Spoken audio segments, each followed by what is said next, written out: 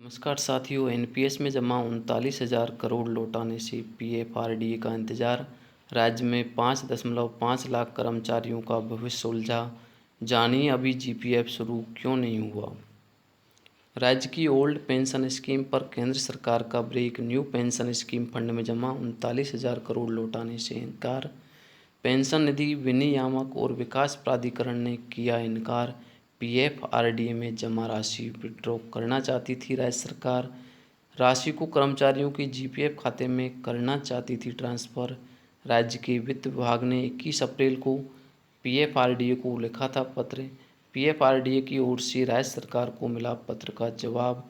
PFRDA act 2013, PFRDA regulation 2015 में नहीं है प्रावधान। एनपीएस के तहत राज्य सरकार की रेवेन्यू शीट में नहीं ऐसा प्रावधान। राज्यांश और कर्मचारी के अंश की जमा राशि को लौटाने का प्रावधान।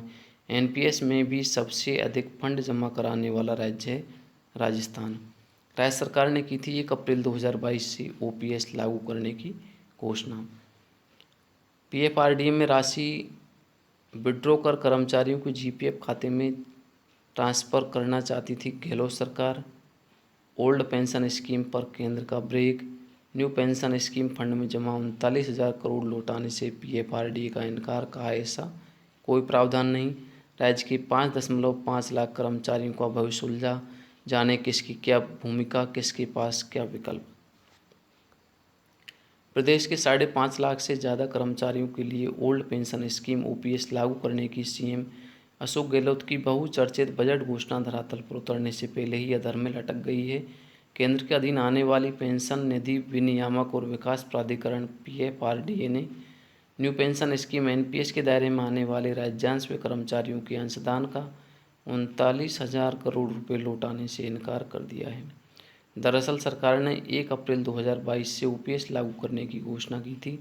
ये ऐलान भी किया गया था कि एनपीएस में कर्मचारियों की कटौती बंद कर पीएफआरडीए में जमा उनकी राशि जीपीएफ में शिफ्ट की जाएगी। इसके लिए वित्त विभाग ने 21 अप्रैल को पीएफआरडीए को पत्र लिखकर कहा था कि राज्य सरकार ने 1 जनवरी 2004 के बाद से एनपीएस के दायरे में आ रहे अपने कर्मचारियों के लिए ओपीएस लागू कर दी है। इसलिए कर्मचारियों ने जो एनपीएस अंशदान दिया है सरकार उसे विड्रॉ करना चाहती है। अब 2 मई को पीएफआरडीए ने जवाबी खत में लिखा।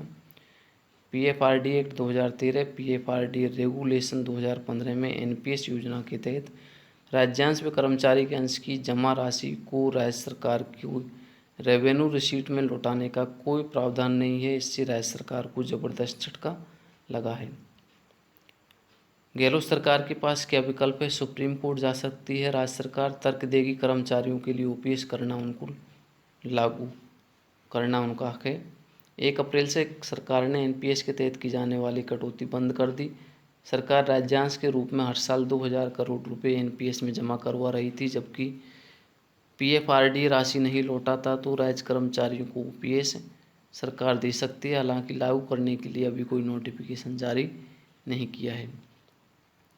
राज्य सरकार ने महाधिवक्ता के मामले में विधिक राय लेने के लिए प्रस्ताव भी तैयार कर लिया है। सरकार कोर्ट में तर्क दे सकती है कि पीएफआरडीए का गठन यूनियन लिस्ट के 71वें आइटम के तहत हुआ है, इसलिए इसके नियम कानून राज्य पर लागू नहीं हो सकते।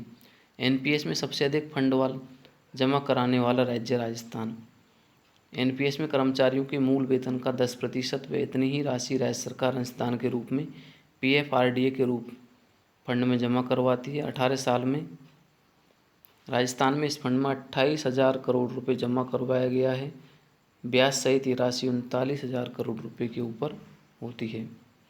पीएफआरडीए को क्या है परेशानी। छत्तीसगढ़ व हिमाचल भी ओपीएस लागू कर चुके। 3 राज्यों में एक साथ विड्रॉ किया तो 1 लाख करोड़ रुपए निकलेंगे।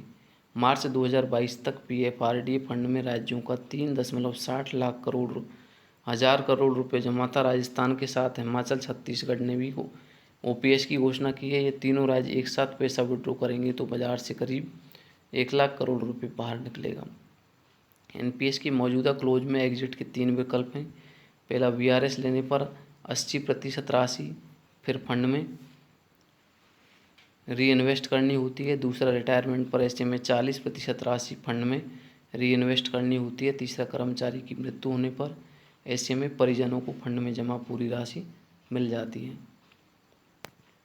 कर्मचारियों को सबसे बड़ा नुकसान क्या? ओपीएस के आदेश से अब तक जारी नहीं एनपीएस कटौती से मिलने वाला इनकम टैक्स बेनिफिट भी बंद है।